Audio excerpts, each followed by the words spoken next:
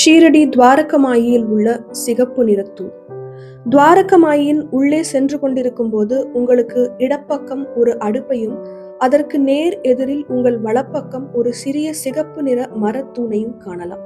தற்போது இந்த தூணை சுற்றி ஸ்டெயின்லெஸ் ஸ்டீலால் ஆன தடுப்பு ஒன்று போடப்பட்டிருக்கிறது. பாபா இந்த தூணில் சாய்ந்து கொண்டு எதிரில் உள்ள அடுப்பில் சமைப்பார். ஒரு முறை நானா சாஹேப் டேங்லே பாபாவை வணங்க வந்திருந்தார். அன்றைய தினம் குரு பூர்ணிமா. பாபா அவரை மறுத்து அவரை அந்த தூணுக்கு வழிபாடுகள் செய்ய சொல்வார். இந்த தூணின் சிறப்பம்சம் என்னவென்றால், இதன் மீது நாம் சாய்ந்து ஒரு அரை மணி நேரம் அமர்ந்து கொண்டால் உடல் வலி, மூட்டு வலி ஆகியவை பறந்து போகும்.